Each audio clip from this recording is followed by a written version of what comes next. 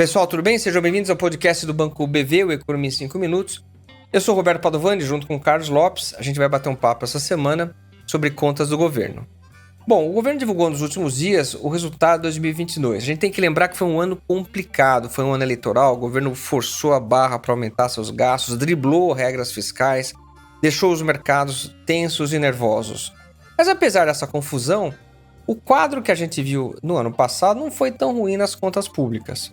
Começando pelas despesas, de fato o governo forçou a barra, aumentou em relação a 2021 em cerca de 190 bi seus gastos. O governo central teve um crescimento de 12% nas suas despesas em relação ao ano anterior. Agora, isso não foi um drama, porque como proporção do PIB, as despesas ficaram mais ou menos paradas, na casa de 18%. E a gente tem que lembrar que desde o início da série histórica, em 97, é a primeira vez que a gente vê uma tendência de queda e de controle das despesas do governo central. Desde 2017, a despesa com proporção do PIB vem caindo e mesmo com essa expansão que a gente viu ano passado, essas despesas foram mantidas no mesmo patamar. A outra coisa que realmente melhorou muito o quadro foi a receita. Enquanto a despesa cresceu 190 bi, do lado da receita, o governo teve um ganho em relação a 21 de quase 280 bilhões de reais, um crescimento de 18%. E esse forte desempenho da receita tem muito a ver com o crescimento econômico. A gente deve fechar o PIB no ano passado na casa de 3%, muito melhor do que todo mundo imaginava, isso melhora o mercado de trabalho, mas principalmente o que a gente notou é que os preços de energia elétrica e combustíveis deram um salto. E esses preços são base para recolhimento de impostos, portanto o desempenho da arrecadação superou em muito aquilo que seria sugerido pelo desempenho da economia e da atividade econômica. Bom, se o governo arrecadou mais do que gastou, sobrou dinheiro. Agora, isso é interessante que é pela primeira vez em 8 anos a gente teve um superávit nas contas do governo antes do pagamento de juros.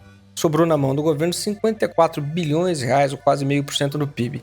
E ele usou esse dinheiro, uma parte importante, para pagar sua dívida. Durante a pandemia ele aumentou muito seu endividamento, que alcançou quase 87% do PIB, olhando a dívida bruta.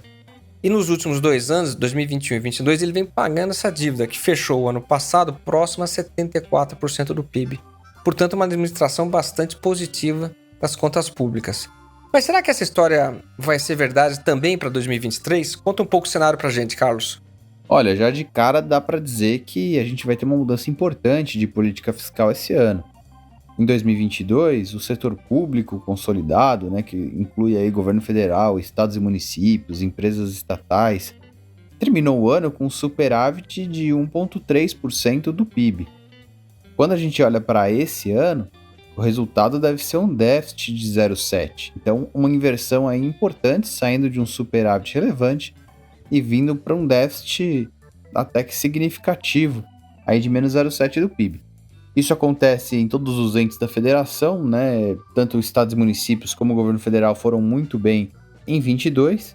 Em 23, estados e municípios devem continuar tendo um superávit, mas bem menor, enquanto o governo federal já caminha aí para um déficit importante, de quase 1% do PIB. Então, essa reversão, ela já está quase que contratada, O governo já aprovou um aumento de gastos bem importante agora no início do ano, depois foi correr atrás de receitas, mas essas receitas, ou até mesmo o corte de despesa, ou a tentativa de corte de despesa anunciado pelo governo, eles não devem atingir nem de longe aqueles valores que o governo almeja com esses pacotes. Então, não deve ser suficiente essa entrada de novas receitas, esse eventual corte de despesas, não serão suficientes para reduzir o aumento de gastos que o governo já contratou no início do ano em sua totalidade. Então,